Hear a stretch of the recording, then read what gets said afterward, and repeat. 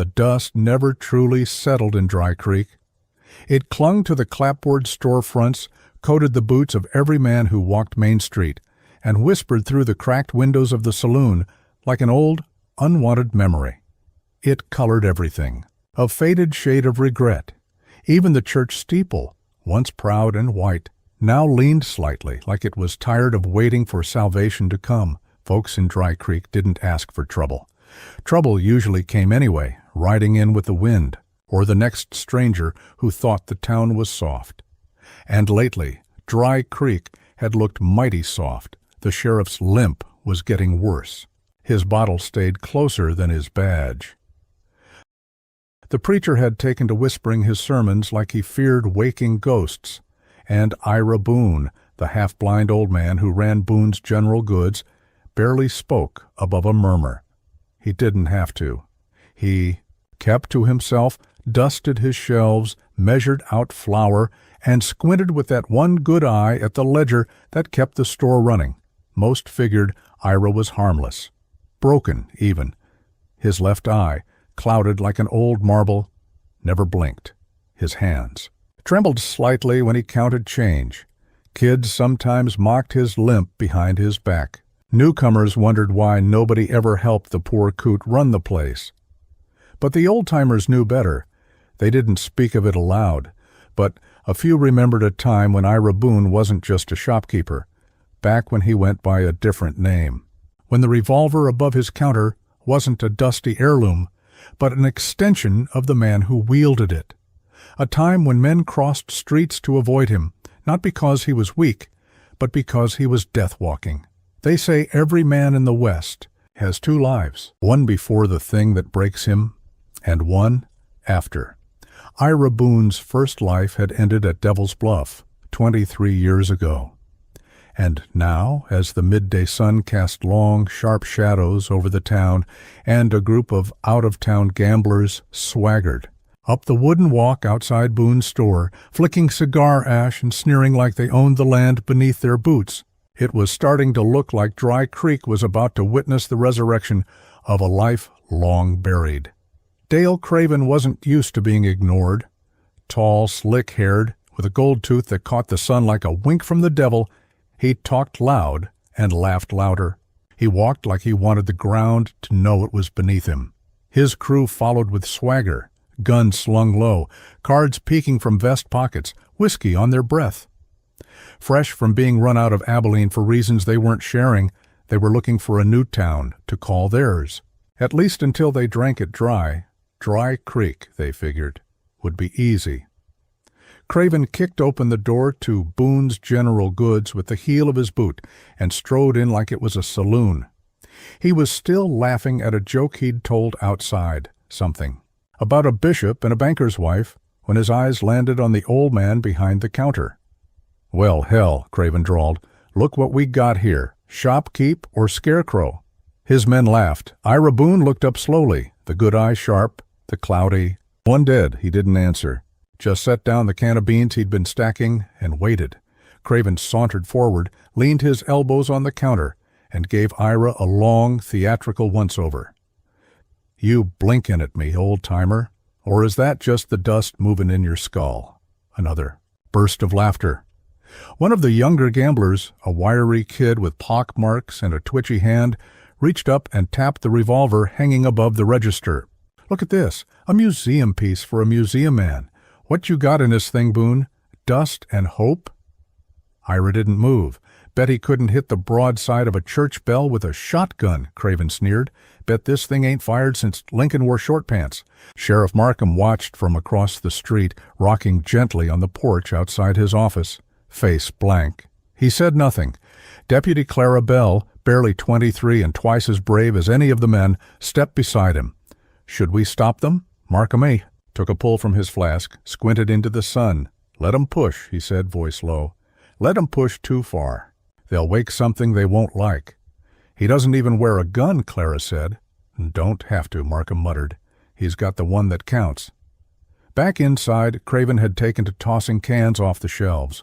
One rolled across the floor and stopped near Ira's boot. "Oops," Craven said. "Hope that didn't hurt." Ira bent slowly, picked it up, and set it back on the shelf. "You deaf too?" Craven spat. "Or just stupid?" That was when he reached for the pistol. His hand touched the grip. The air changed. Even the gamblers felt it. The laughter died. The room held its breath. Ira Boone's voice came, low and steady. "Son, if you're going to draw, now's the time to pray." It happened fast, too fast for eyes to follow. A flash of motion, a sound like thunder, a streak of fire and smoke. 4 shots, 4 bodies. Craven dropped last, eyes wide in disbelief. The revolver he'd reached for, still in its holster. The VUP, silence returned. Heavier now. Ira stood still, gun smoking in his hand. The old tremor was gone. Outside, Markham stood slowly. Clarabelle had her hand over her mouth. "You see it?" she whispered. "Felt it," the sheriff said. "Like the past reached through the curtain?" Word. "Spread faster than wind through wheat." By sundown, Dry Creek remembered, the shopkeeper was no longer a joke. He was a legend reborn. Children stared in awe. Men tipped their hats. Women left pies on his porch without names attached. Ira didn't say much. He didn't need to. He cleaned his store, rehung the revolver, locked the door early, and the next. "Morning," he spoke to Clarabelle. "This town's going to need a new kind of law," he said. She nodded. "You going to stay?" she asked. He looked east, where the sun was rising.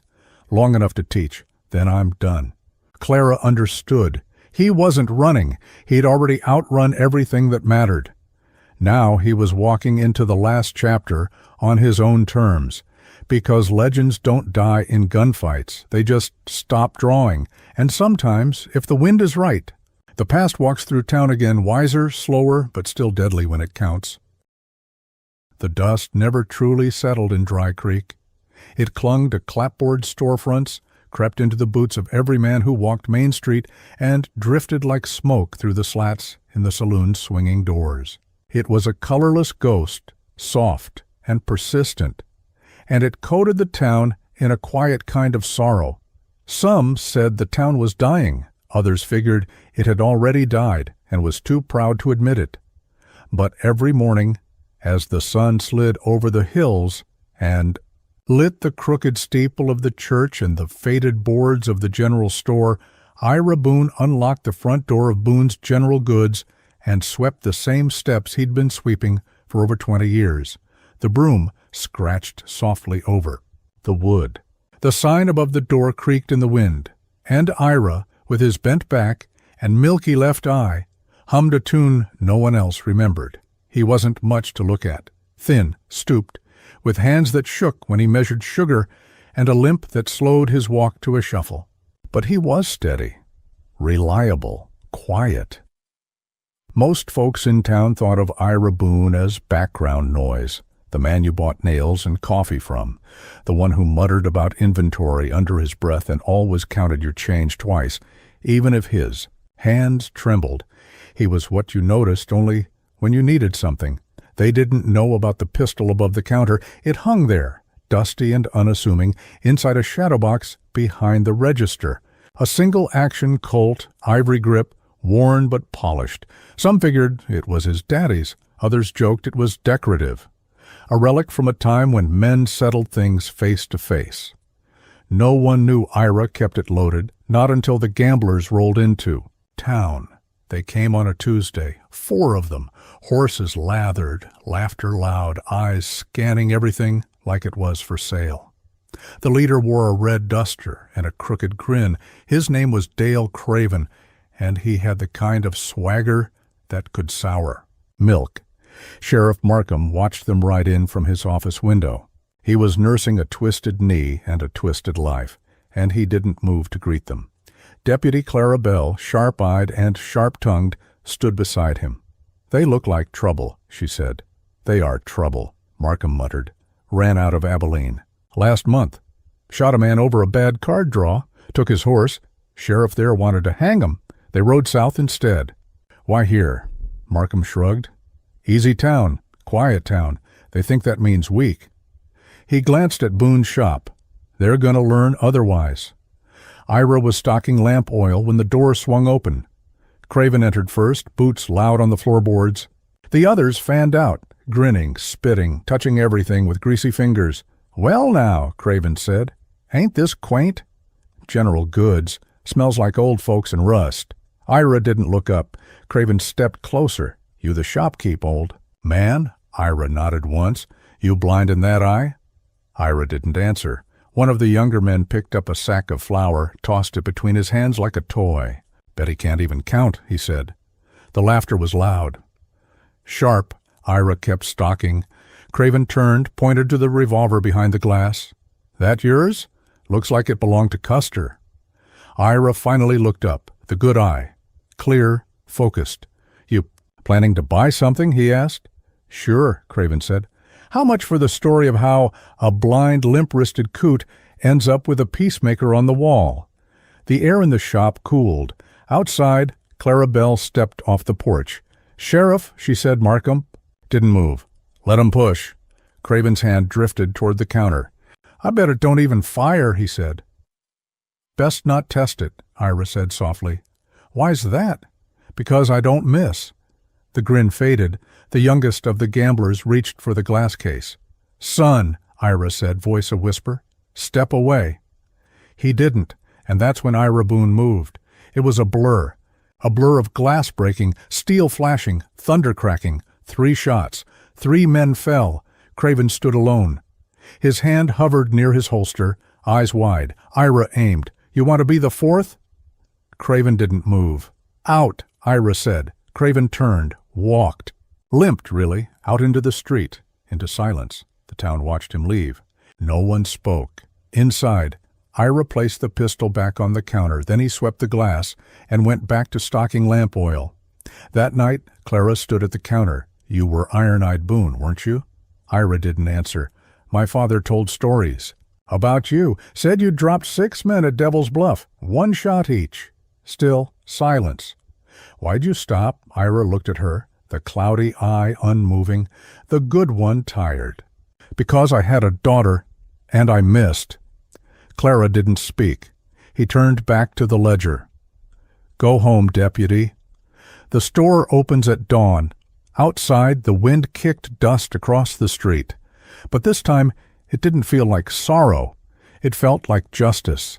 The saloon had seen better days. The brass rail behind the bar had dulled to a sickly yellow, and the piano, once the pride of the room, sat with one leg shorter than the rest, leaning just enough to make the keys sound like they were crying. Smoke never left the rafters. It hung there, like guilt. But that didn't stop the gamblers from making it their throne. Dale Craven returned the next day with a bottle in hand and a bruise flowering purple along his jaw. His stride had lost its rhythm, but not his arrogance. He tossed the bottle on a table, kicked back in a chair, and smirked at the barkeep. "Bring us something clean," he said, though everyone in Dry Creek knew nothing in the saloon had been clean in years. His 2 surviving men sat with him, Ed Combs and Jasper Dunn.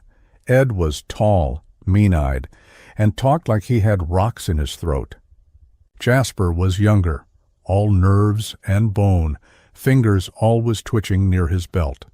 They played cards under the same oil lamp that had been hanging lopsided since the fire of '81.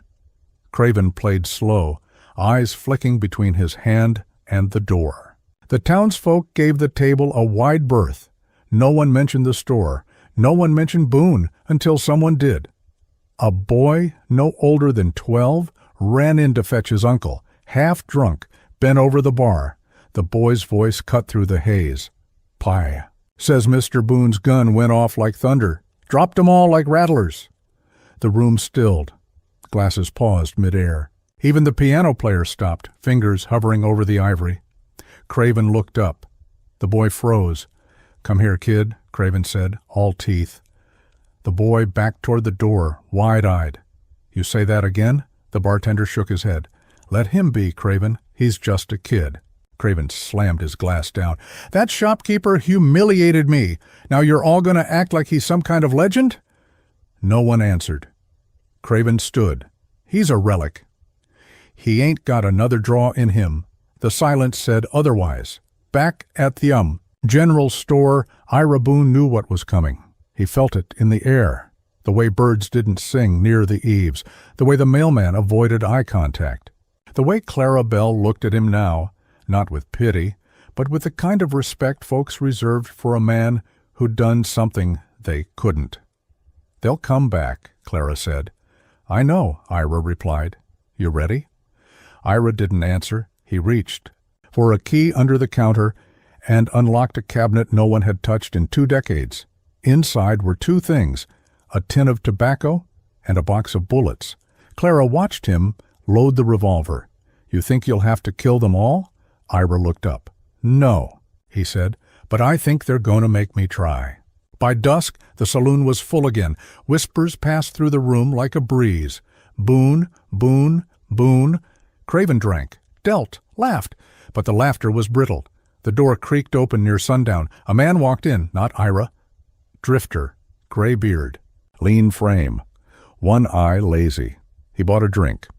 Sat alone, but when Craven laughed again, the man looked up. "You think it's funny?" he asked. Craven turned. "What's that?" "Mocking a man who didn't flinch when he stood alone. You know Boone?" "I knew iron-eyed Boone before you ever pulled your first ace." Craven stood. The man didn't move. "He's not the one to test," the drifter said. Craven sneered. "I'm not testing. I'm collecting." "Then you best write your name down," the man said, "so they know who's buried next to the last fool." The room held its breath again. Craven sat slowly. The piano stayed quiet. Outside, Clara Bell rode out toward the edge of town, toward the hills. She knew what Ira was doing, and she knew that when dawn came, Dry Creek wouldn't be quiet anymore. It would be waiting, and blood was going to answer for laughter. The sound of the shovel was soft in the morning dust. Clara Boone Bell stood over the grave where she had laid Boone's revolver to rest, not with ceremony, but with finality. Behind her, Dry Creek was waking slow, the kind of morning where the sun took its time, where no birds sang too loud, and the town moved with a quiet kind of reverence. It wasn't mourning, not anymore. It was acceptance. But inside Clara, something still burned, not a flame of vengeance, something deeper, a question left unanswered. Who were the names Boone never crossed off? Who else had carried their own vendettas? Quietly through the years, what trail had Boone never finished? She stared west, toward the horizon where the wind pulled like a thread, unraveling the safe cocoon Dry Creek had become. She knew that peace was never permanent. But she also knew that silence without closure bred ghosts. So she made her decision before noon. She was going west. Ginny packed food. Jerky, bread, boiled eggs, a flask of sweet tea that Clara didn't ask the ingredients of. She folded the journal tight and slipped it into the saddlebag. "You sure you have to go?" Ginny asked, brushing Clara's shoulder as she tightened the cinch on her horse. "Boone left behind more than memories. I need to know what he was still afraid of." Ginny nodded slowly. "You come back. No ghost business." Clara gave a thin smile. "I leave ghosts. I don't become them." Sheriff Markham, silent now but steady in retirement, handed Clara the rifle he once swore he'd never use again. "This was Boone's before it was mine," he said. "Now it's yours." Clara didn't speak. She just took the rifle, checked the weight, nodded. Then she mounted and rode west. The trail wound through burnt ridges and silver rock hills.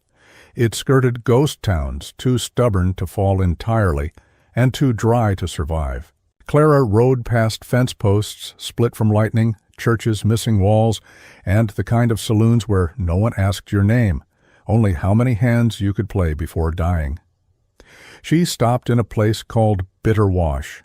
It was less a town than a memory, a watering trough, an old well, and a post with a broken sign. But there was one thing still standing, a chapel half sunken into the ground, wood warped but cross still fixed at the top. Clara tethered her horse and walked inside. She found the name on the wall, scrawled in faded ink, among 100 others. J. Lowen, debt unpaid, vengeance reserved. She remembered the name from Boone's ledger.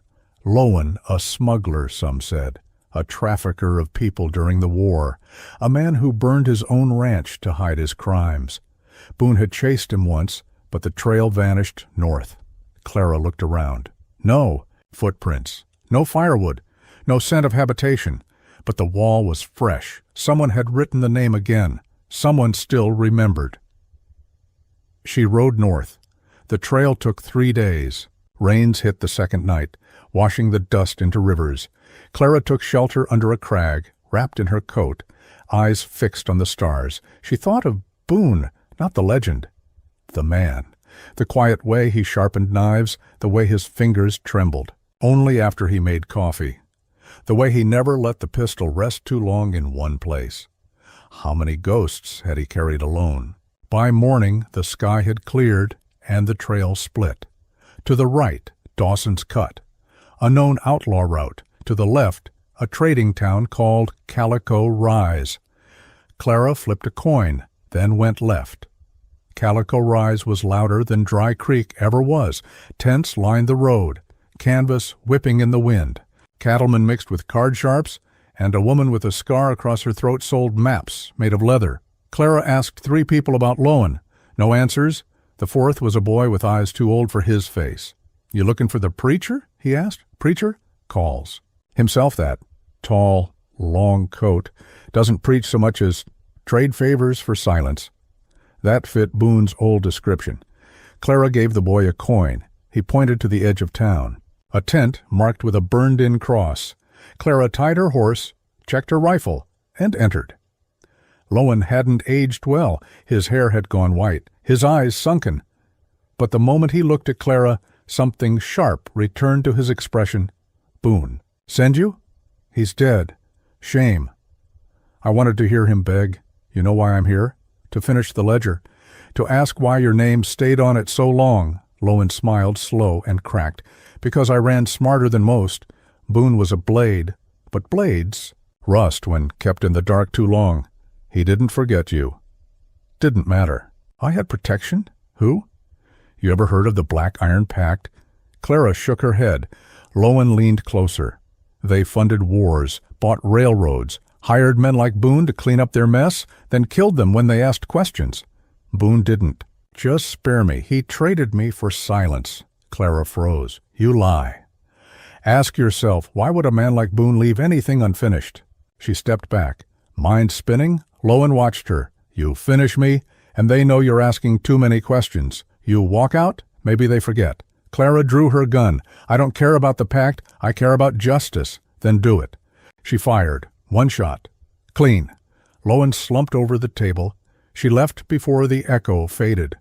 Outside, the town hadn't changed, but Clara had. She mounted her horse, looked toward the horizon, west again, not to run, to find the rest of the truth, the pact, Boone's last ghost. She rode into dusk, the journal heavier than ever. Behind her, the wind whispered of debts paid. Ahead, it whispered of truths unburied, and Clara rode on. The rain came in sheets as Clara Boone Bell crossed the ridge into Vesper Hollow, a dying town carved into the cliffs. Vesper Hollow had once been a silver boom town. Now it was hollow in more than name. Shutters hung broken, roofs bowed from rot. Smoke rose only from 2 chimneys, one belonging to a crooked saloon, the other to a 3-story manor that stood like a monument to wealth that never made it out alive. She had followed the trail of the Black Iron Pact here. Boone's ledger was lighter now, names crossed out, questions answered. But the deeper she went, the more the ledger felt like a noose tightening around her throat. Boone hadn't just kept a kill list, he'd kept secrets. And those secrets were buried here, in the wet bones of Vesper Hollow. She rode past a rusted iron sign that still read, "Land for Lease, Safe Holdings, Inc." Safe Holdings was a front. She knew that now. And the manor on the hill? That was no home. It was headquarters. The saloon offered little. 4 patrons, 1 barkeep with cataracts in both eyes. He served her whiskey without speaking, though he stared. Long at the badge. "Don't wear that up the hill," he said finally. "Why not?" "Because they already know you're here. Clara didn't answer. She left her drink untouched. She walked into the rain. The manor doors were oak, split in places, but reinforced with iron crossbars. The knocker was a black lion's head. She didn't use it. She kicked twice, then waited. The door opened slowly. Man in a black vest, eyes like riverbed stones, looked her over. "Sheriff Bell, we've been expecting you." He stepped aside. "Mr. Landon is in the study." The inside was worse than she imagined. Polished wood, velvet curtains, gold-framed paintings, but all covered in a fine layer of decay, wealth trying to hide rot. Oil lamps flickered low, and the scent of tobacco couldn't mask the mildew. He was waiting at the hearth. Simon Landon, younger than she expected, late 40s, sharp features, hands too clean for a man who called shots. He poured 2 drinks. "Miss Bell, or should I say, the last of Boone's line. I'm not his blood, no.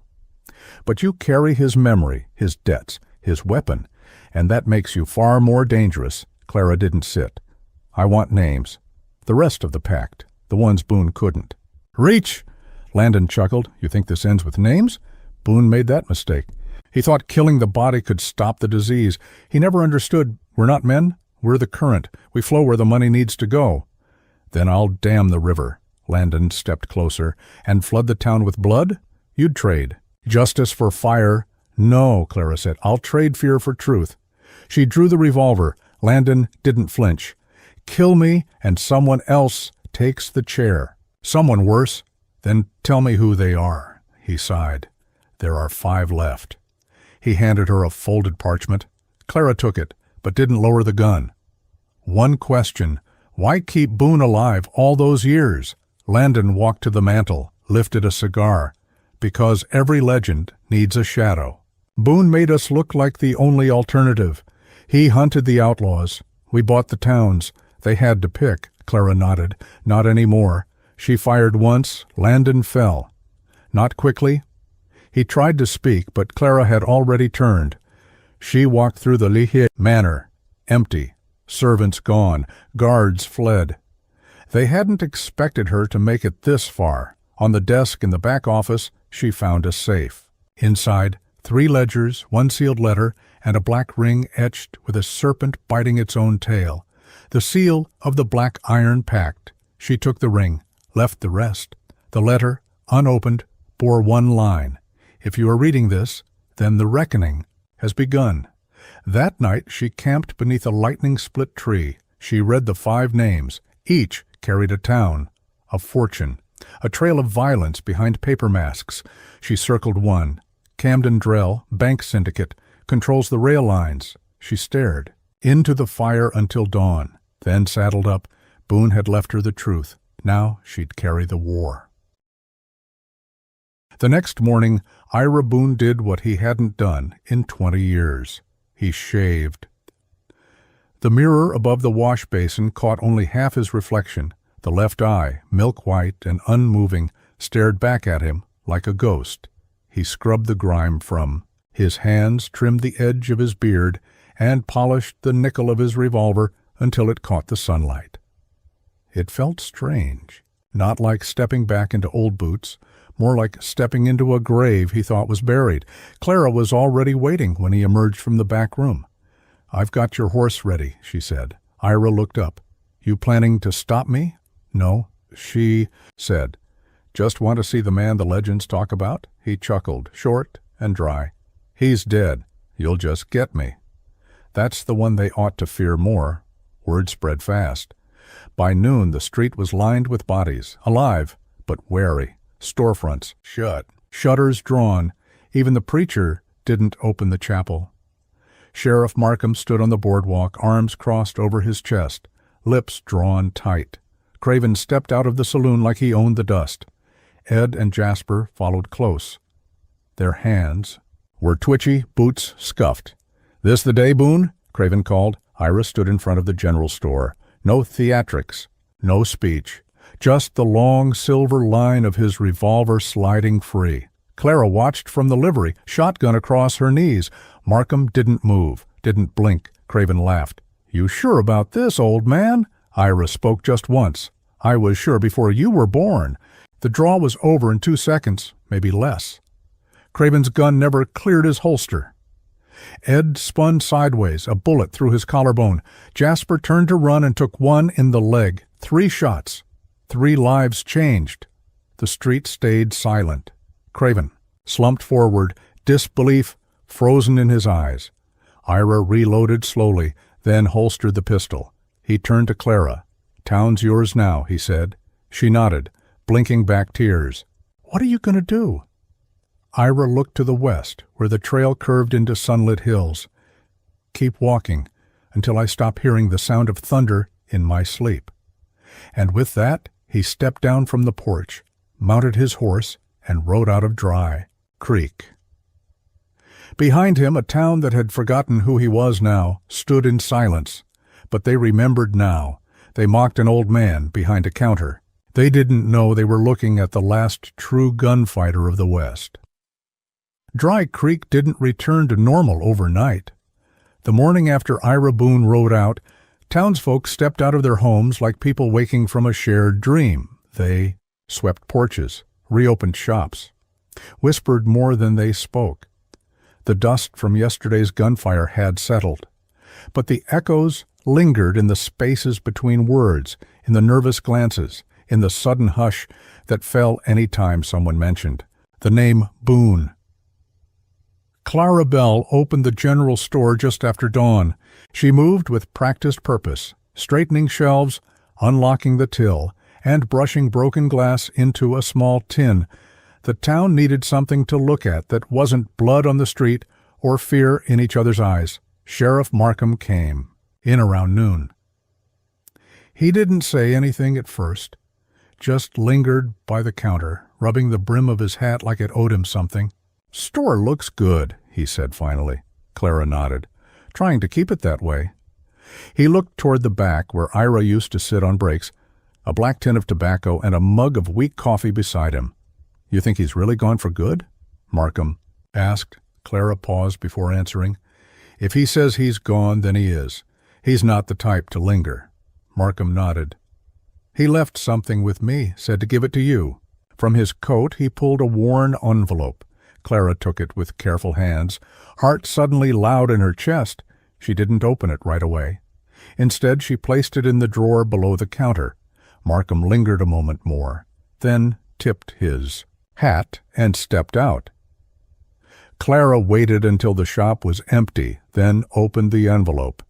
Inside was a letter in Ira's steady hand. "Clara, if you're reading this, I'm somewhere west of the canyon, hopefully far from trouble. You were right to believe. I had more left in me. You saw it before I did. Maybe because you've got some of it in you, too. This town's going to need someone to watch its back, someone with a good eye, a steady hand, and a stronger sense of justice than pride. That's you. Don't make the mistake I did. Don't. Disappear when the people need you most. Be visible. Be loud if you have to be, and if anyone ever asks what happened that day, you tell them the truth. An old man with one good eye stood up when it counted. That's all that matters. Yours, Ira B." Clara read it twice, then folded it carefully and placed it back in the envelope. She didn't cry. Not yet. The days stretched into weeks. Life resumed. The piano in the saloon played again, though it never sounded quite the same. Dale Craven and his men had been buried on the edge of town, marked with stones and little else. No one spoke at the service. Few attended. But Ira's name came up in strange places, in stories over whiskey, in warnings to travelers, in the whispered praise of children who dared each other to touch the step where he'd stood. One evening, Clara locked up the store and walked to the sheriff's office. "I want to wear the badge," she said. Markham looked up, startled. "You sure?" Ira was right. Someone needs to watch this town. Might as well be someone who learned from him. Markham nodded slowly, reached into the drawer, and handed over the star. Spring came hard that year. Rain muddied the streets and filled the riverbeds. Wildflowers bloomed across the ridge line. One morning a rider came in from Abilene. Said he was looking for Boone. Clara told him he was gone. "Shame," the man said. He owed me a drink, she smiled.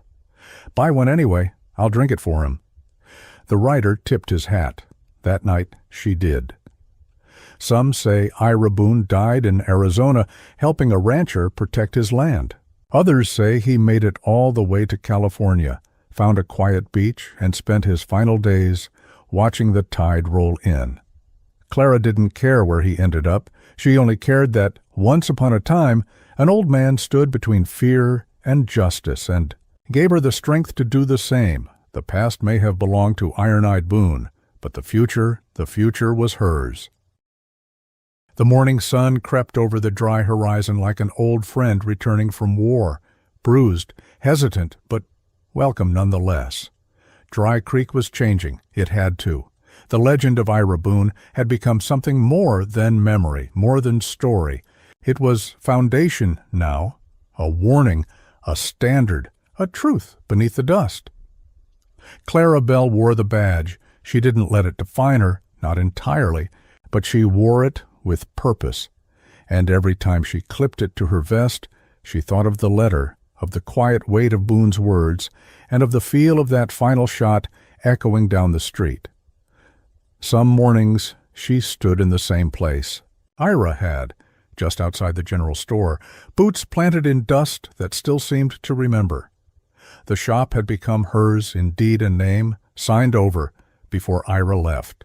Sheriff Markham had watched her sign it, said nothing, and left her with a pat on the shoulder. You carry it now, he'd said. Not just the store, the town. Dry Creek didn't always behave. A few months after the showdown, a pair of bounties, men, rode through. Big men, armed like they expected to face war but talked like they'd never met consequence. They swaggered into the saloon, kicked dust over the floorboards, and asked where the old man had gone. Clara had been sitting in the corner with a cup of coffee and a rifle under the table. She stood slowly. The room fell quiet. The men chuckled. You his girl? No, she said. I'm the law, they laughed. Said something crude. Then they noticed the rifle. Clara never raised it. She didn't have to. The barkeep stepped in, eyes wide. She ain't bluffin'. The bigger man started to argue. Then the other one put a hand on his shoulder.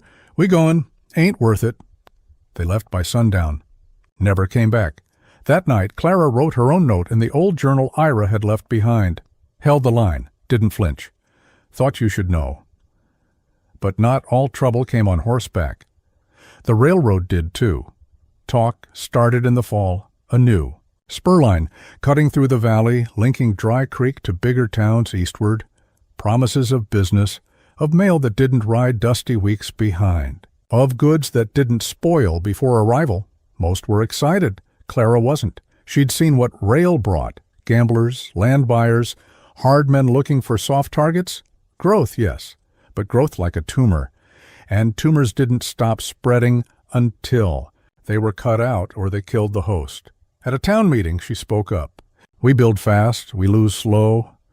Don't forget who we are, or how fast that can vanish. Some agreed, most didn't. Progress had a way of steamrolling memory. The first train arrived in spring. Black engine, screaming whistle. Townsfolk lined the platform like it was a wedding. Children waved. The mayor gave a speech no one would remember, and from the last car, 5 men stepped down. Suits, slick smiles, greased hair. One had a gold watch chain that caught the sun like a blade. Investors, they called themselves. Buyers. Clara watched them from the boardwalk, hand on the badge, the same way Ira had once watched strangers walk into his store and think he was nothing. History wasn't done with Dry Creek. It was just changing its costume. The men didn't stir trouble at first. They bought land, bought silence, hired men who weren't from around, started a saloon of their own across from the old one, bigger, louder, slicker. They called it the Gilded Spur. Clara walked through once. Didn't like what she saw. Poker tables. Rigged. Drinks watered down. Girls paid to smile, but not paid enough, she told Markham. He said the law needed proof, so she went looking for it. Her search led her to a girl named Ginny, 18, freckles, smile like sunrise. Only she didn't smile much anymore. They brought me here saying it was honest work, she told Clara behind the church. Said I could sing. Didn't say what I'd be singing for. Clara gave her safe lodging that night. By morning, Ginny was gone, vanished, and the gilded spur was locked from the inside. That afternoon Clara went back, alone. She walked through the double doors with the kind of calm that made men shift in their seats. "Where's Ginny?" The barkeep shrugged. Clara stepped to the bar. "I asked a question. You got a warrant?" She lifted her badge. "I've got authority." Someone moved behind her. She didn't turn. "One of you touches me, and I swear every window in this place will be painted red." Silence. Then a door creaked. Ginny stepped out. Bruised, but alive. "She can go," the barkeep said. "But you're going to wish you'd kept to the shop." Clara smiled. "Funny," she said. "That's what they told Boone. They came for her that night. 4 men, quiet, fast. But Clara was faster. 2 left town in slings. The other 2 were buried. No trial. No songs, just justice." After that, the Gilded Spur shut its doors. The investors packed up. The train still came. But folks met it with clearer eyes. And Clara? She kept the badge, kept the store, kept the memory of the man who once stood alone in the street and made the town believe again. Because legends don't end. They echo. And if you listen, just past the wind you can still hear it. The slow draw of breath before justice. The click of a hammer pulled back. The last true heartbeat of the West. The summer that followed was the driest anyone could remember. Dust clung to every window, every breath, every prayer sent into the sky from Dry Creek. Grass cracked underfoot. Wells ran low. Tempers did too. Clara Bell, now 6 months into wearing the badge, stood on the wooden porch of the general store one morning and watched the wind toss grit across the empty street. There had been fewer strangers lately, fewer wagons, fewer troubles, but fewer coin pouches, too. Trouble didn't just come with men and guns. It came with drought, with silence, with fear that crept in slow and sat long, and Dry Creek was hurting. Sheriff Markham had taken to sleeping behind his desk, a bottle never far from reach. Clara still patrolled, still kept the peace, but there was little peace to keep when bellies were empty and patience short. That was when the cattlemen came. They rode in from the east, faces hard, eyes shaded beneath wide brims. Not gunmen, not in the loud, flashy sense, but they carried weight, carried power like men used to getting their way. They set up camp just outside of town. 2 days later, they sent a message. Clara read the letter at her desk. To the sheriff. "Of Dry Creek, we aim to run cattle through this valley. The railhead's convenient. Your land is cheap. We're buying. If you don't sell, we lease. If you won't lease, we drive through anyway. Consider this notice. Signed, J.T., Voss and Company, Clara." Stared at the signature. The Voss name rang loud in western circles. Silver, cattle, land deals, sealed with blood. She looked out the window toward the campfire flickers at the edge of the hills. They weren't bluffing. The town held a meeting that night in the old church. The pews groaned under weight and worry. Farmers, merchants, a few ranch wives, the preacher. Markham sat in the corner, arms crossed, hat down. "They'll pay fair," someone said. "They'll pay nothing," Clara replied. "You think they brought 20 men to write checks?" "What do we do then? Fight?" Clara shook her head. "We stand, that's all we can do. Show them we won't roll over." Markham muttered, "Ain't enough iron in this town." Clara stepped forward. Her voice carried, "You remember Boone? Remember what one man did when 4 thought he wouldn't?" The silence said they did. The next morning, Clara rode out alone to the Voss camp. She tied her horse outside the perimeter and walked in slow, steady, like Boone had once taught her. Eyes forward, shoulders back. A tall man stepped from a canvas tent. Black vest, polished boots, gold chain at his pocket. "You the law here?" he asked. "I am." He smiled like a blade. "Then you understand how things work." Clara met his gaze. I understand cattle don't get special rules. You want land? You pay what's due. You want to cross? You ask. That's not how this goes. It is now. That night a barn burned. Belonged to old Mrs. Leary. She'd refused to sell. Her goats barely made it out. Clara knew it was a message.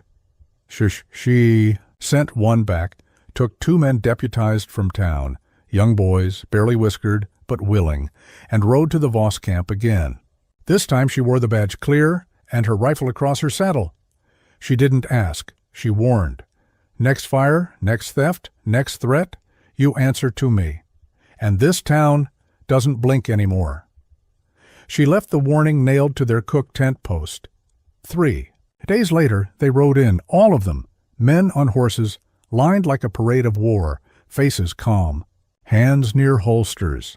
Clara stood in the center of town, alone, badge gleaming. Markham didn't show, but Silas did, and then the preacher, then Ginny, then the barkeep. One by one they stepped beside her. Not soldiers, not killers, just Dry Creek folk. And, the Voss men paused, they weren't expecting it, because fear had lived here once, but so had Boone. And now, so did his echo. J.T. Voss dismounted. Walked slow to Clara. She didn't flinch. He nodded, slight, respectful almost, then turned. We'll find other dirt. And they left. That night, the town gathered in the saloon. No speeches, no toasts, just quiet relief. And a fire that didn't consume. Clara sat alone for a while on the porch. She opened the journal again. Boone. They came. I didn't blink. Neither did Dry Creek. Maybe it's ours now. For real. Clara B. In the hills the stars came out sharp, and the dust, for once, stayed settled. The following week came with a breath of cautious hope. Clara Bell noticed it in small things, how the town blacksmith whistled again while hammering, how the preacher replaced broken pews without waiting for help, how Ginny, scar still faint, on her cheek, smiled fully as she passed by with a basket of fresh bread. Even the wind felt gentler, as if Dry Creek had remembered it was more than a place where danger waited. It was a place worth fighting for. The echoes of Boone still lingered, not as a shadow, but a steady pulse. Clara could feel it each time she walked down the boardwalk. She saw it in the children who now played freely near the church steps, not afraid to be loud. The townsfolk had tasted fear, swallowed it down, and stood anyway. But peace, Clara knew, was never permanent, not here. The telegraph line that had once sputtered irregular messages through the dry wire began to hum more frequently. News of Dry Creek's stand against the Voss men had traveled further than expected. Ranchers in neighboring valleys had sent word, some in admiration, others in warning. Voss didn't lose quietly. Still, there was no immediate retaliation. Instead, there came a different sort of change. Traders arrived with guarded curiosity, wondering if Dry Creek really was different. One of them, a wiry man named Eddings, carried a broad hat and a notebook. He asked too many questions. Clara met with him on the boardwalk. "You work for someone?" she asked. "Newspaperman out of Laramie," he said, voice like dry brush. "Heard tale of an old gunslinger's ghost and a girl with a badge. Makes a good story. We don't need stories here. You do. Stories keep towns alive." Clara didn't like the implication, but she didn't argue. Dry Creek needed life, needed trade. She just hoped it didn't come at the cost of its soul. Markham didn't come back to the office. No resignation. No word. Just his badge left on the table one morning, a faint smell of tobacco lingering in the room. Clara found it after opening the door with the sunrise. She stared at it for a long while. No anger, just understanding. She'd been the sheriff. For months in truth, if not in title. So she kept going. Trouble came again the day the preacher's bell was stolen. It wasn't worth much. Cast iron, cracked along the rim, but it had rung over every funeral and wedding since the town was built. When the townsfolk found the rope severed and the bell gone, it felt like a wound. Clara tracked it herself. No horse tracks, only wagon. wheels, and a trail of scuffed boot prints leading northeast. She rode alone, rifle across her back, 2 days into a canyon where the rocks caught sound like a thief catches a purse. She found the bell, hung like a trophy on a new camp. 6 men, lean and tired-looking, but armed and desperate. They'd stolen it to melt down, one said, trade the iron for bullets. You could have asked for help, Clara said. People like us don't ask, one replied. People like us take. Not here. The air shifted, hands twitched toward pistols, but Clara's was already drawn. She didn't shoot, didn't need to, just lowered it slowly. Take your gear, take your food, leave the bell. If I see you again, it won't end the same. They left that night. She hauled the bell back herself. Took 3 more days, but when it rang again over Dry Creek, the sound felt like a prayer answered. That fall, the town voted, not just on laws, but on future. A schoolhouse, a new well, a post for a proper telegraph station, and one more thing, they voted Clara and sheriff, officially. She didn't speak when they handed her the new badge, brighter than the old one. She just nodded, then pinned it on beneath her coat. The old badge she kept in her journal, a reminder of Boone, of beginnings, and of the long road still ahead. In the months that followed, Dry Creek didn't become a paradise, but it became something else solid, a place that remembered, a town that didn't flinch. And when travelers passed through and asked about the general store run by the young woman, with a quiet gaze and a faster draw than seemed possible, they were told a simple truth. She learned from the best. Winter announced itself with a whisper, not a howl. The first snows dusted the red roof of the old general store, laid frost like lace across the saloon porch, and curled into the corners of Clara Bell's office, where she sat with her boots up, staring at the fire. Outside, Dry Creek moved with a slow certainty. Children wore scarves too long for them, trailing behind like banners. Smoke curled from every chimney. Ginny had switched from bread to pies, selling them 2 at a time to passing drovers. The town was healing, layering seasons of peace over years of quiet grief. But Clara felt something stirring, not in the town, not in the land, in herself. The badge had weight, even now. Official or not, she wore it like armor. But lately she'd begun to ask herself what it meant to carry Boone's legacy, not just the draw or the grit or the way he'd faced down death like it was an old debt coming due, but the quiet, the restraint, the mercy. She'd kept peace with measured words and steady hands. But there were things words didn't reach, and there were men she knew still out there who remembered Boone for the blood, not the silence, and they might come looking. It started with a letter, no name. No return, just 5 words in black ink. Your teacher left debts unpaid. The handwriting was sharp, the paper cheap, folded like a map. Clara read it 3 times, then she tucked it beneath her journal and stood. She didn't tell the others, not yet. A week later, the trouble arrived in the form of 3 riders. They came after dusk, hooves loud against the frozen dirt, faces hidden under bandanas, eyes too calm. They tied their horses without speaking and walked into the saloon like they owned it. Ginny served them. No one else moved until one of them placed a 6-shooter on the table, slow, deliberate, and said, "We're here to collect." Ginny slipped. Out the back. 10 minutes later, Clara walked in, coat buttoned, hat low, rifle slung loose over her shoulder. She didn't say a word, just looked at the man with the pistol. He grinned. "You're her, the girl sheriff, the one who thinks a badge makes her dangerous." Clara tilted her head. "You looking for Boone?" He nodded. "He's dead. We know." "Then what are you after?" "The name." She stepped forward. "It's not for sale." They waited. 2 days. Then they made their move. A fire at the livery. A warning shot through the preacher's window. A rope nailed to the gallows post with Boone's name carved into the end. Clara didn't rattle. She wrote 3 letters that night. One to Silas, now 2 towns over. One to the marshal in Red Bluff. One to herself. Then she cleaned Boone's old gun. She hadn't touched it since the day they buried him, but it still fit her hand like it had always been hers. The next morning, she met them outside the saloon. The whole town watched. "You want a name?" she said. The leader stepped forward. "You willing to die for it?" Clara drew. The first shot dropped his hat. The second dropped him. The others drew. Late, too late. When the dust cleared, only Clara stood, hat tilted, hand steady. The echoes rolled down the street like thunder off a canyon wall. She walked back into the store, placed Boone's gun above the counter again, same hook, same dust, but a different weight. Ginny came to her later, whispered, "You all right?" Clara nodded.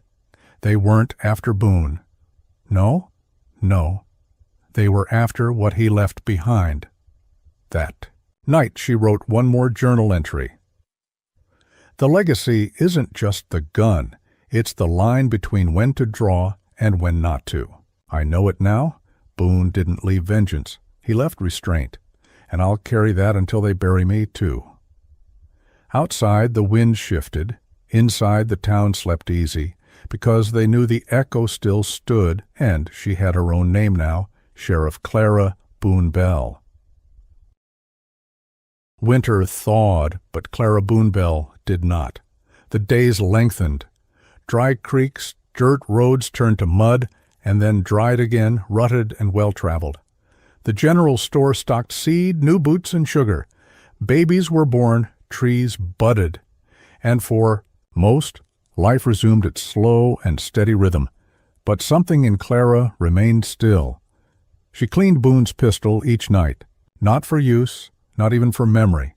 It had become ritual. Like a prayer said by hand instead of voice. Ginny noticed it first. "You never used to stare at the ridge that long," she said one morning. Clara didn't look away. Never had to think about what might come next. Ginny handed her a coffee and leaned on the porch rail. "You thinking of leaving?" "No." "You thinking of staying?" Clara didn't answer. Silas returned in early spring. He was older, a limp from a bad fall, but his eyes still sparked. He brought with him stories of boomtowns rising like weeds in the hills, violence chasing fortune, towns needing order. "They need someone like you," he said, handing her a folded map. She didn't unfold it. "They'll have to need someone else." Silas watched her. "You think peace means standing still?" She stared at the fire. "I think peace means not looking over your shoulder." That night, Clara dreamt of the boy Boone once spared, the son of a man he'd killed in a fair duel. The boy had been no older than 12, standing beside his father's body with rage in his eyes. In the dream, that boy was grown. In the dream, he was coming back. Clara woke up sweating. She opened the journal. Wrote one line. "Legacy isn't what? We leave? It's who comes looking." The next morning, a rider approached from the south, young, pale, nervous. He rode with urgency, dust trailing like smoke. Clara met him at the edge of town. "You the sheriff?" he asked, breathless. "I am." He handed her a letter. It bore a seal, not official, personal. The ink was dark red. The paper, old. "He said it's about Boone," the rider added. Clara waited until the boy left before opening it. Read, "I never forgot what your father did. Neither did I forgive. I'm coming to finish it. Tell your people to leave or prepare to bury them. R. Boone." She read it twice, then set it in the fire. She told no one. Not at first. Instead, she walked the edge of town, measured distances, checked sight lines, marked the places where shadows fell fastest. She visited the chapel, sat in the last pew, closed her eyes. "He wasn't my father," she whispered, "but I carry his name, and I'll carry what comes with it." That night she went to Ginny, told her everything. Ginny's hands trembled. "Do we run?" Clara shook her head. "We hold, like he did, but different." "How?" Clara looked out the window, where the wind stirred the dust like old memories. "We prepare, with hope, not fear. We defend without becoming what hunts us." She gathered the town, told them the truth. Not all stayed. Some packed wagons, kissed neighbors, rode out, but most remained. Not because of the badge, Clara said, because of the choice it gives us. They boarded windows, reinforced the old fort, taught the young how to hide, and the able how to fire straight. Clara stood at the center, not above them, with them. On the third morning, smoke rose on the horizon. Not fire, dust. Riders, they came slow, confident. 5 of them, and the man who led, wore Boone's eyes, Boone's hat, and something darker. Clara stepped forward alone. She didn't draw. She spoke.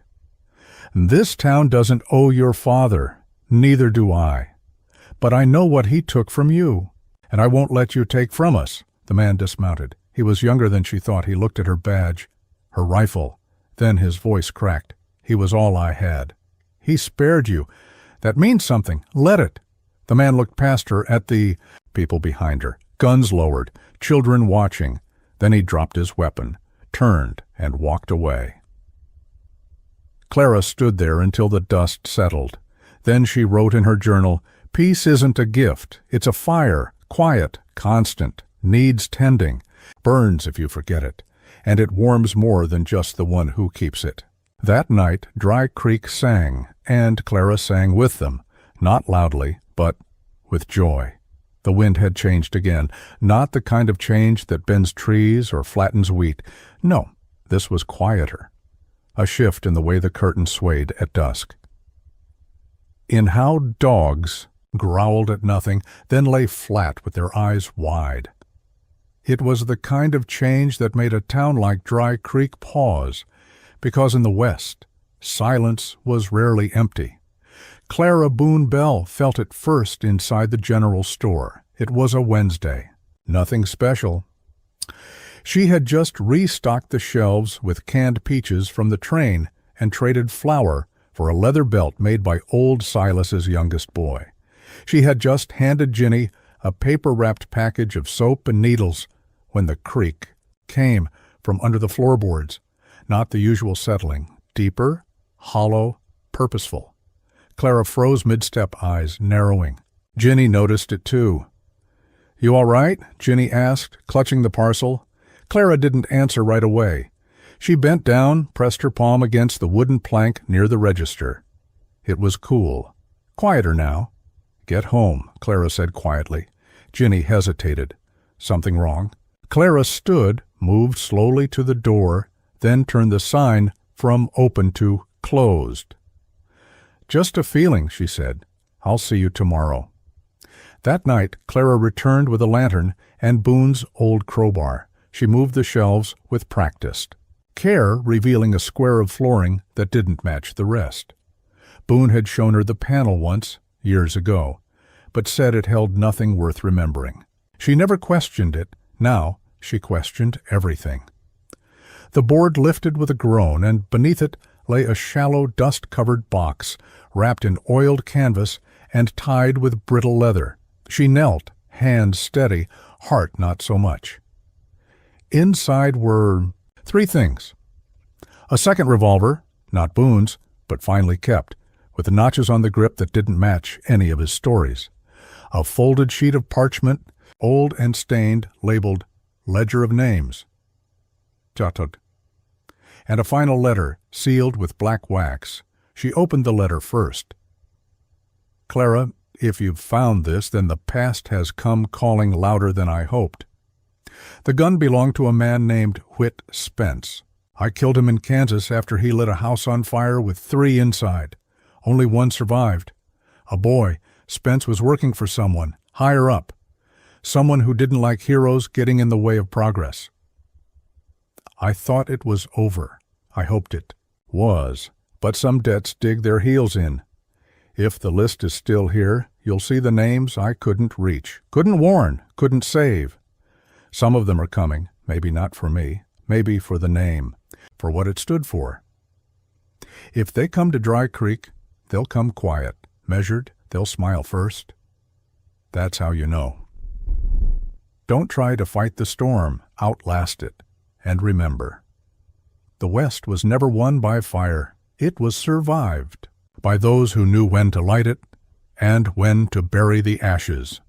Ira, Clara sat in silence for nearly an hour.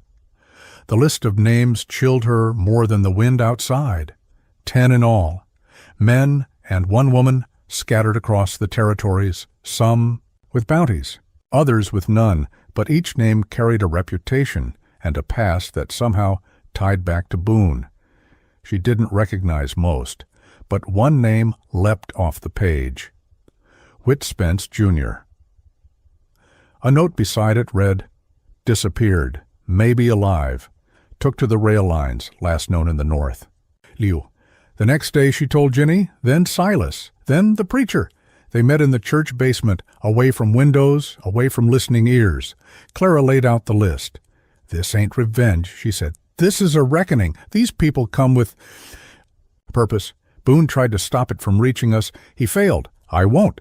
"You think they're already watching?" Silas asked. "I think they've been watching for weeks." A week passed. Then the first sign arrived. A preacher, not the preacher, but one claiming to be sent from the east, rode into town with a mule cart and a traveling gospel. His clothes were too clean, his hands too smooth. And when Clara met his eye, she didn't see the word of God. She saw calculation. He asked to hold service in the town square. Clara declined. "You can use the church if the preacher vouches for you," she said. The preacher stared back, said nothing. The next morning he was gone. So was half the general store's gunpowder. That night Clara posted guards, not just the boys with rifles. Mothers with kitchen knives, farmers with pitchforks. Dry Creek had changed. It had survived. Now it prepared. Ginny stayed close, watching Clara clean both revolvers, Boone's and the one from the box. "How do you know when it's time?" she asked. "To draw? To fight? To stay?" Clara looked toward the horizon. "When there's no one else. When you're the line."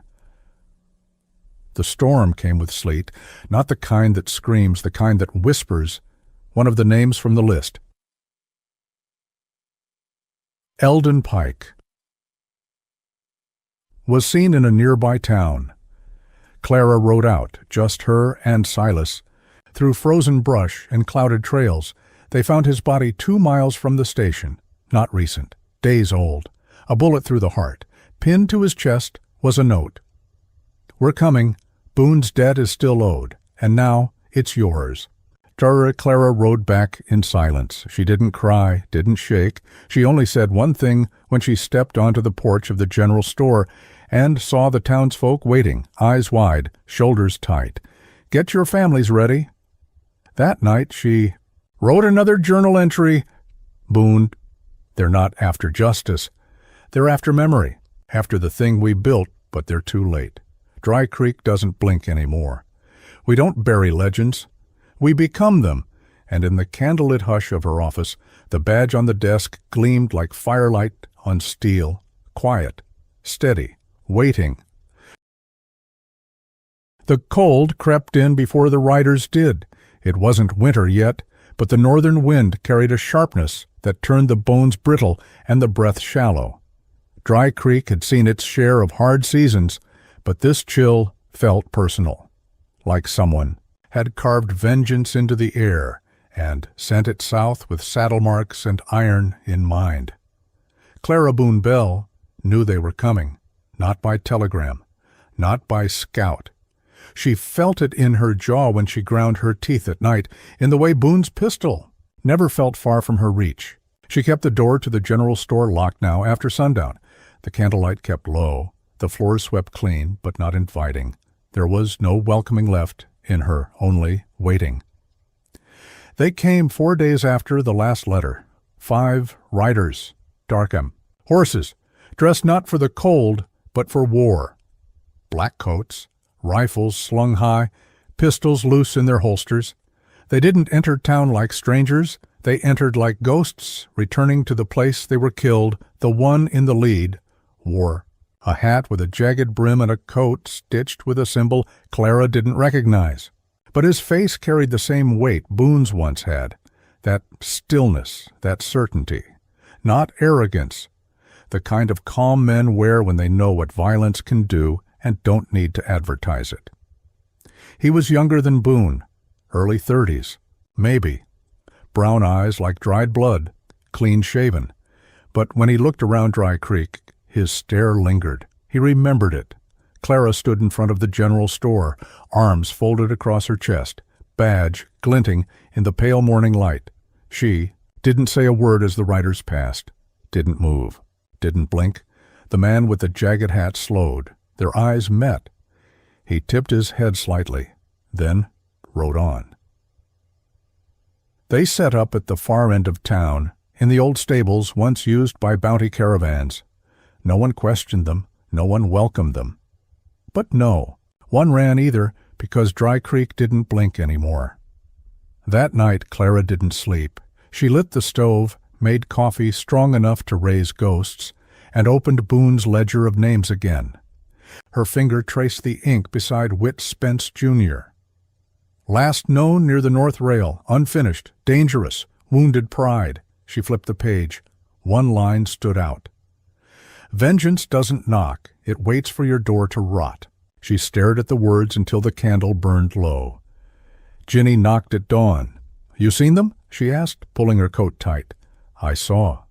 You know who they are? One of 'em? You going to talk to 'em? Clara looked past her toward the livery. I don't think talking's what they came for. But she did it anyway.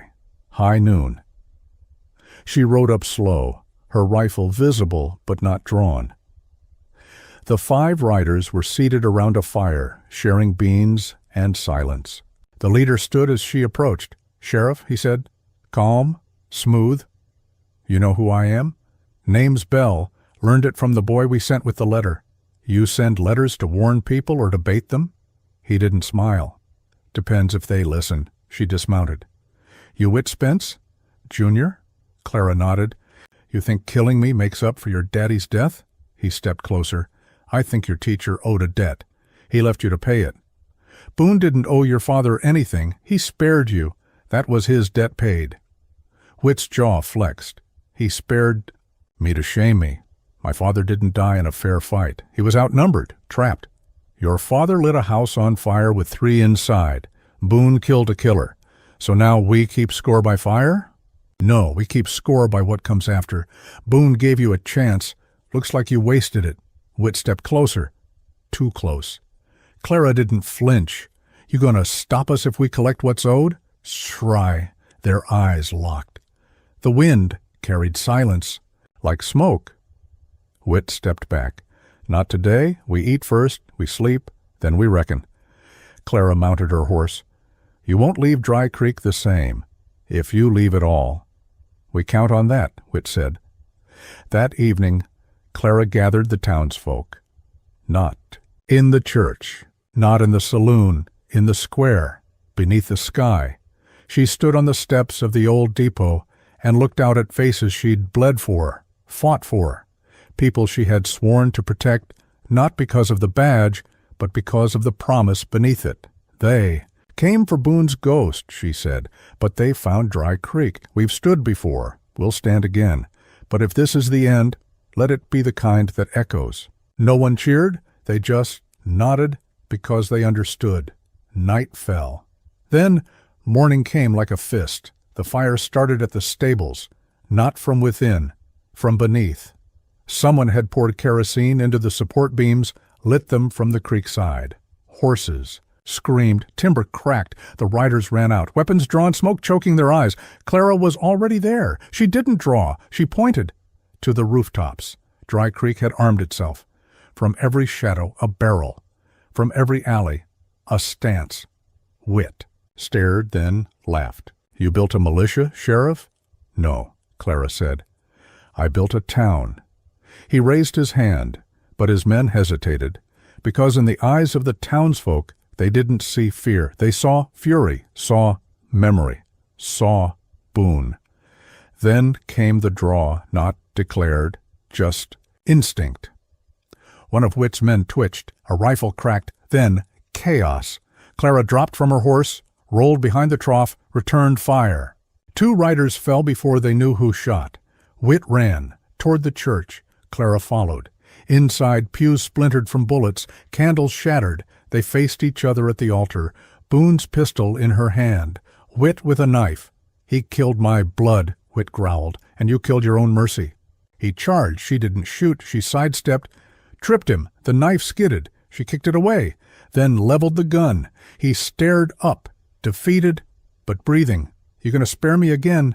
No, I'm going to bury this, for good. She locked him in the old jailhouse. The rest were buried or fled. Dry Creek stood scarred, but proud.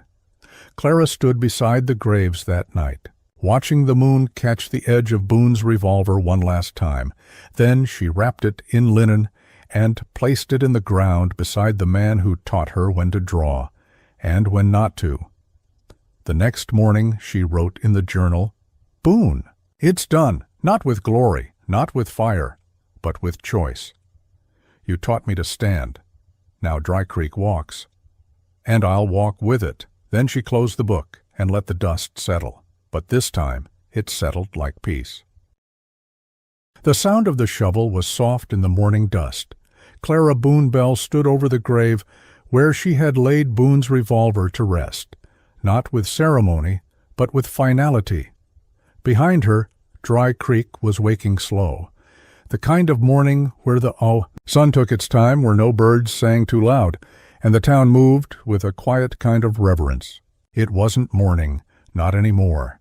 It was acceptance. But inside Clara, something still burned. Not a flame of vengeance, something deeper, a question left unanswered. Who were the names Boone never crossed off? Who else had carried their own vendettas? Quietly through the years, what trail had Boone never finished?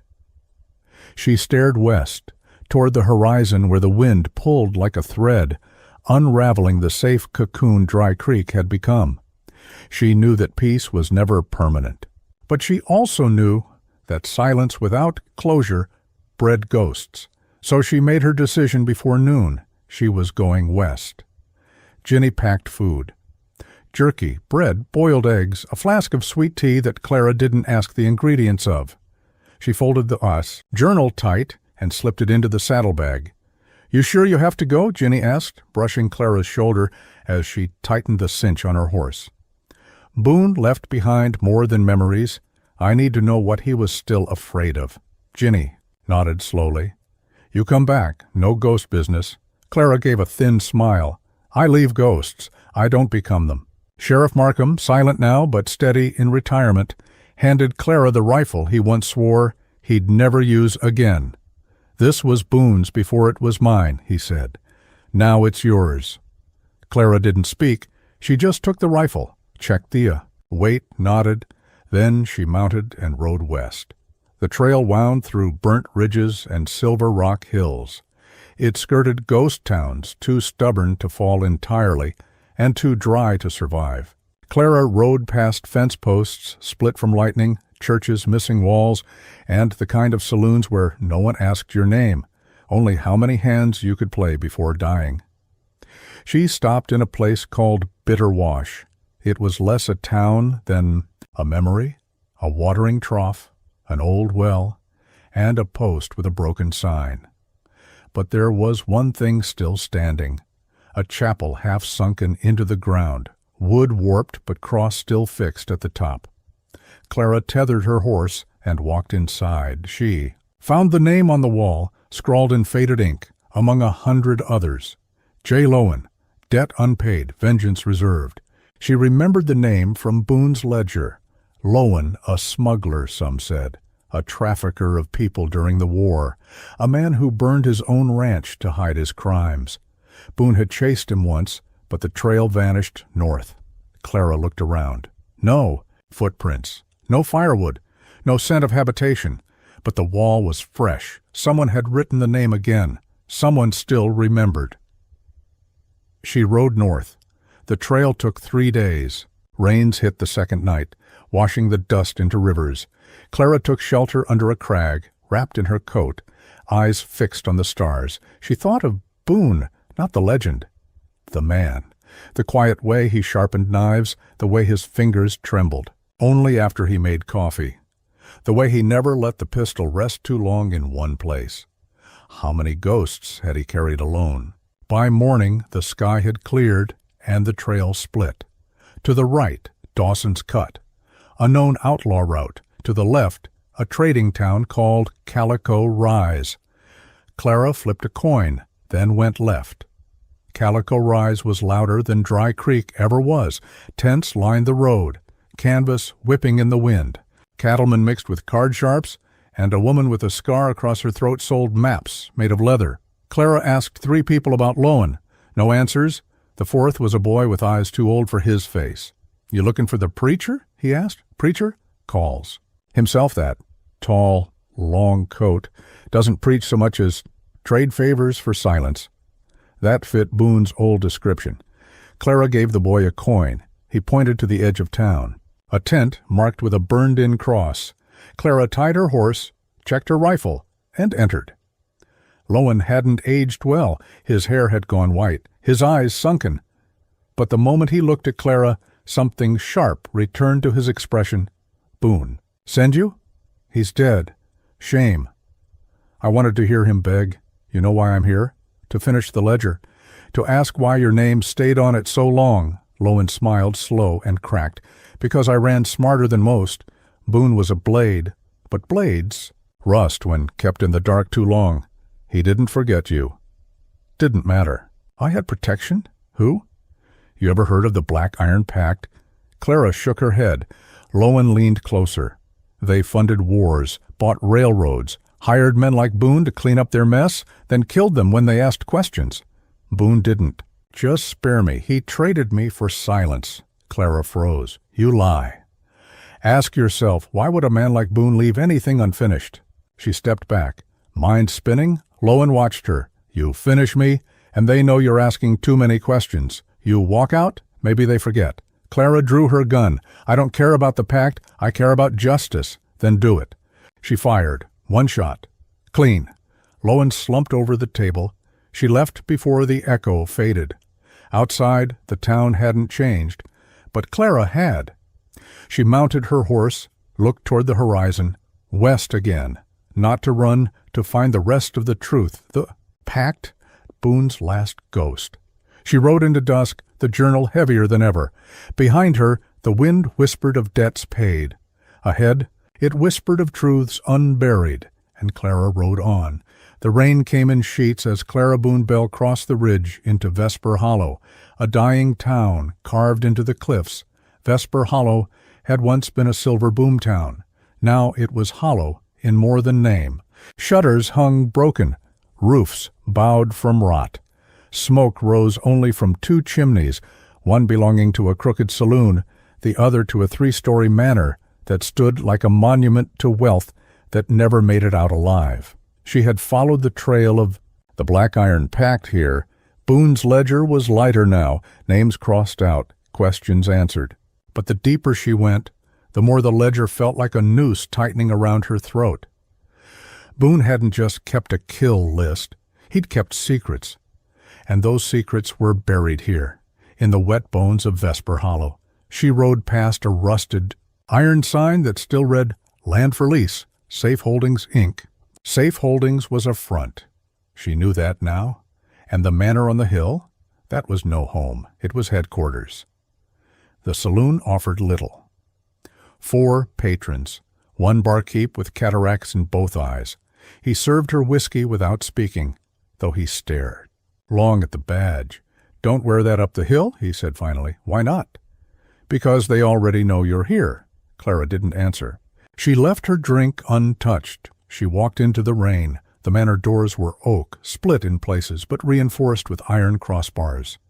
The knocker was a black lion's head. She didn't use it. She kicked twice, then waited.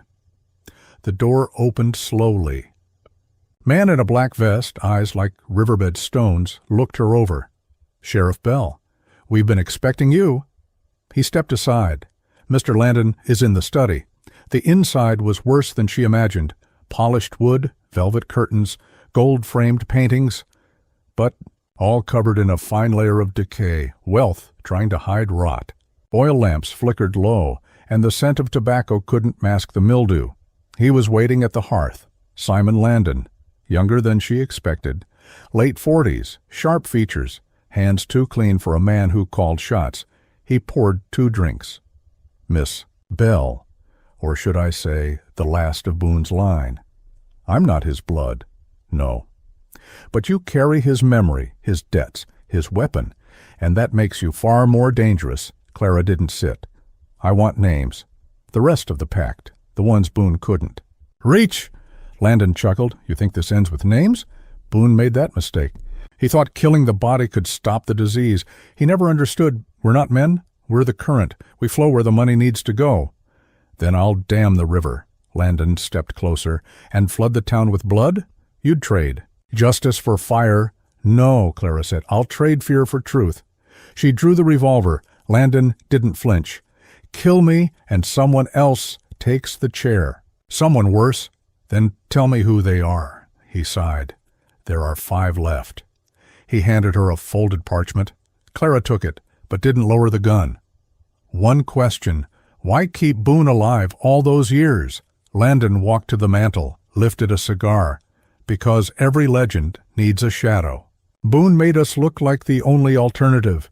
He hunted the outlaws. We bought the towns. They had to pick. Clara nodded. Not anymore. She fired once. Landon fell. Not quickly. He tried to speak, but Clara had already turned.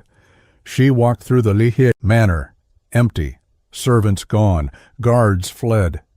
They hadn't expected her to make it this far. On the desk in the back office, she found a safe. Inside, 3 ledgers, 1 sealed letter, and a black ring etched with a serpent biting its own tail. The seal of the Black Iron Pact. She took the ring, left the rest. The letter, unopened, bore 1 line. If you are reading this, then the reckoning has begun. That night she camped beneath a lightning-split tree. She read the 5 names. Each carried a town, a fortune, a trail of violence behind paper masks. She circled 1. Camden Drell, bank syndicate, controls the rail lines. She stared into the fire until dawn, then saddled up. Boone had left her the truth. Now she'd carry the war. Clara Boone Bell rode into the town of Scarrow Ridge under a sky the color of gunmetal. The air was thin here, high in the foothills, where the trees grew tall but crooked, and every breath tasted like iron. The train tracks ran along the north, slope wrapped tight around the hills like wire around a throat. Somewhere along those tracks, Clara knew, rode the fortune and firepower of Camden Drell. He wasn't a man who fired pistols in the street. He fired people, banks, rail lines, trade monopolies. He didn't kill with bullets, he killed with pen, strokes, and contracts. The kind of man who wore gloves even when the air was warm. Because dirt, to him, was for other people. Clara had his name circled in Boone's ledger. Now she had his scent, and Scarrow Ridge was where his web began. She left her horse at the livery and walked the main street. No one greeted her. No one met her eyes. The buildings here were newer, sharper, made of dark timber and steel. Even the church had bolts in its rafters. Power built this town, and fear kept it standing. At the end of the street stood the Ridgeview Exchange, a bank taller than the saloon, sheriff's office, and schoolhouse combined. Clara stepped through its iron-framed doors. A man in a gray suit greeted her. "Do you have an appointment?" "Only with history," he frowned. "I'm sorry?" She showed the badge. "Sheriff Clara Bell, I need a word with Camden Drell." "Mr. Drell doesn't reside here." "But he controls it. I can relay a message." Clara leaned closer. "You relay this. Boone's ghost is done whispering, and I'm not here to speak." She left the bank and found the saloon. Inside, the air was thick, with cigar smoke and murmurs. A piano played a tune too careful to be joyful. Clara sat at the bar and ordered nothing. She waited. 3 minutes later, a man sat beside her. Tall, pale hands, eyes like dull brass. "You made noise," he said. "I plan to make more." "Drell doesn't meet face to face." "Then he better learn to crawl." "You're not the first who tried, but I'll be the last." He slid a key across the bar. "Room at the top of the depot." "Drell will send a man. If you walk away after that, maybe he forgets you." "And if I don't walk away? Then you learn?" what it means to choke on steel. Clara pocketed the key. She never looked back. The depot was empty save for the ticking of clocks and the sound of trains far below. Room 3A. She opened it slow. Inside, a table, 2 chairs, and a figure in a brown coat. He stood as she entered, tall. No weapons in sight. Just the air of someone who owned people who owned guns. "Miss Bell," he said. "Camden Drell sends his apologies, but I speak with his full authority. Tell Drell I want the pack disbanded, all of it. You're not in a position to demand. I'm not demanding, I'm warning." The man folded his hands. "Do you know how many men Drell has fed? How many towns rely on his shipments, his payroll, his goodwill? Burn his name, and you burn the foundation they walk on. Then maybe they should learn to walk free. Freedom doesn't pave roads." "No," Clara said, rising, "but justice tears up the ones built with blood." She walked to the door. The man called after her. "You still think you're Boone's daughter? But you don't know how far his shadow reached? He worked for us.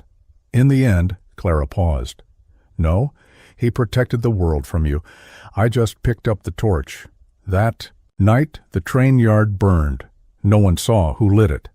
But 5 rail cars filled with weapon crates and false ledgers went up in flame. Clara stood on the ridge, watching. Below, chaos.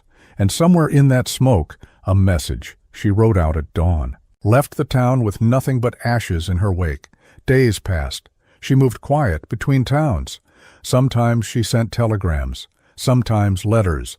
Always unsigned, always clear, the pact has been named. The ledger is open. And Boone has a daughter in the dark. Camden Drell never showed his face, but she saw the web fray, securities closed. Banks panicked, and in one paper out of Laramie, a whisper headline, "Old Names Face Reckoning in West." She was building something. Boone never could. A reckoning in public, not just bullets. Proof. She sent files to every town where the pact had bled farmers dry. She gave names to marshals too afraid to ask. And she wore the badge where every child could see it. She wasn't hiding. She was drawing fire. The first assassination attempt came in Sycamore Hollow. A man with a shotgun, dressed as a preacher. She dropped him with 2 shots before he crossed. The pew line.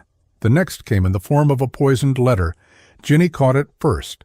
Clara never ate paper again, but she didn't slow down, because war wasn't won in silence, it was won in echoes, and Dry Creek had taught her how to make them loud. There was a stillness before it began, not silence. The wind still moved, the grass still bent, but something deeper, something beneath the noise, held its breath. Clara Boone Bell rode into Crescent Rock on the 1st of June.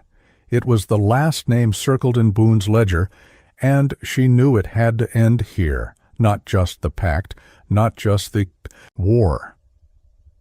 The weight she had carried since Boone fell silent, since the day she first opened that black-bound journal and found herself staring into a dead man's unfinished life. Crescent Rock was a newer settlement. Less a town than a prize, rail station, grain depot, telegraph post, and a 2-story hotel built in bright, whitewashed brick. It was clean, controlled, uniform. It felt wrong. She dismounted outside the hotel and walked through the saloon doors. The piano stopped. The voices fell quiet. She moved like thunder hidden in flesh. No badge this time. Just Boone's revolver, holstered in full view. A man stepped forward. "You Clara Bell?" "I am." "You're expected. I'm counting on it." They brought her to the 2nd floor, a suite overlooking the tracks. Camden Drell stood waiting. He was thinner than she expected, well-dressed, trim mustache, a man who believed deeply in mirrors. "You made quite a mess," he said, as if noting the weather. "You built it in mud," she replied. He smiled. "Do you know how many years Boone served us?" "Do you know how many nights he never slept after?" Drell nodded. "You came for blood, I assume." "I came for truth. Blood's a byproduct." He sat. "Then sit. I'll give you both." He told her everything. Boone had worked for the pact for 3 years. At first, as a bounty man, then as a cleaner, suppressor of threats. They paid him well, fed him names of real monsters. He thought he was doing good, then they changed the names. Became innocent. Landowners, activists, teachers. Boone quit, disappeared, but they let him go. Because his silence was more useful than his death. He never spoke, Drell said. Not to the law, not to you.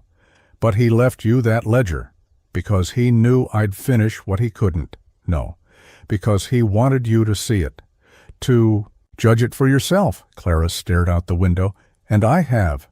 Drell stood, walked to a drawer, opened it. Inside a pistol, papers, stacks of coin. Take it, he said. Take the whole ledger, the names, the money. Disband the pact yourself, quietly. Without blood, without flames. Use the system. Be better. She stepped forward, touched the pistol, then pushed it aside. You think I came here to take your deal? I think you came here afraid of what Boone became. She looked him dead in the eyes. No, I came here because I'm not him. She fired. One shot, clean. The town didn't wake for hours. When they found Drell's body, the drawer was open, the money untouched, the ledger gone. So was Clara. She rode north, through valleys soaked in dusk, through towns where the name Boone no longer meant death, but something stranger, conscience. She mailed the ledger, piece by piece, to journalists, marshals, preachers, to Ginny. One copy went to Dry Creek, another to the governor. She signed each one the same, for the ones they buried, for the ones they couldn't. Clara Boone Bell, she returned to Dry Creek in winter. The snow had come late, but it lay, thick over rooftops and porches like a white truce. The general store still stood. Ginny still ran it. Clara stepped inside, coat heavy with frost, and was greeted by the smell of bread. You come home? Ginny asked. Clara nodded. Finish the ledger. Ginny set down a cup of coffee. And what now? Clara didn't answer. Right away, she sipped the coffee, listened to the crackle of the stove, then she smiled. Now I rest. That night she walked to Boone's grave, brushed the snow from the stone, sat beside it, spoke soft. I did it different, but I did it right. And the wind, curling through the canyon like an old friend, whispered back, good. Some say she still wears the badge, some say she hung it up for good, but those who pass through Dry Creek speak of a woman with quiet eyes and a sharper truth. A woman who buys nails and coffee at the store and says little, but listens deep. And if you listen close to the wind in Dry Creek, some nights you can still hear it, the hammer drawn back, the past laid to rest, the heart of the West, still beating her. Name was Clara Boone Bell, and she didn't just carry the legend, she changed it forever. Now she'd carry the war.